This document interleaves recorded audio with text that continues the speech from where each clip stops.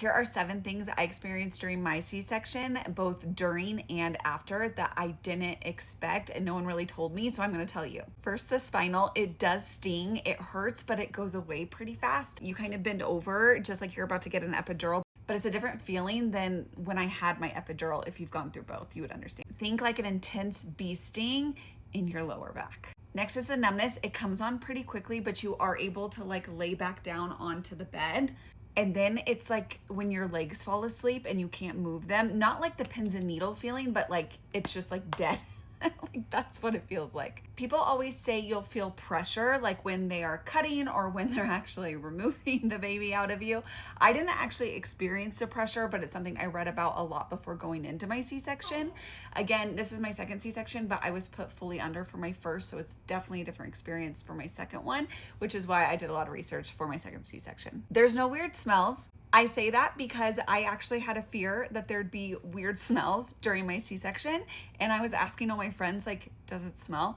And no one knew what I was talking about. And then once I had my C-section, there were no weird smells. So if you were wondering if there's smells, you're not alone in that wonder, but there are. The post-op shakes. I thought I was freezing when I woke up from general anesthesia with my first emergency C-section, but turns out the shakes are pretty normal when you have a C-section, because I also had them after I had my scheduled C-section recently. Think like full body teeth chattering shakes. And it's totally normal. Okay, this next one, I thought I was going crazy. The itchiness. You itch. There's something about getting a spinal and all the meds that they give you that make you itch afterwards. Now, they can give you something like Benadryl or an antihistamine to help, but those might kind of knock you out. I opted not to take them. Palms itchy, arms itchy, like my whole body felt itchy. I was like scratching my face. Just a quick touch on getting a catheter. It's totally normal. It does not hurt when they remove it. Again, a little bit of pressure. They had me keep my catheter in for about 12 hours. My scheduled C-section was for 1:15. They removed it at 2 a.m.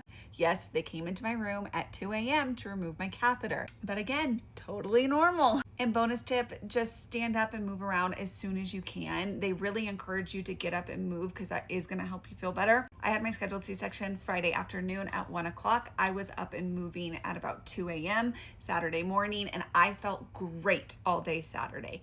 Fantastic. Part of that is because the meds from your surgery are still in your system, so you do feel pretty good. Come Sunday, 2 days after my scheduled C-section, I was hurting and it was harder to move around, and that's normal because those meds are leaving your system. None of this is medical advice. I'm not a medical professional. I'm just a mom who's gone through 2 C-sections, an emergency and a scheduled, and I'm just here to share my tips. If you want personal insight into what a scheduled C-section is like, check out my C-section diary series on my profile here on TikTok.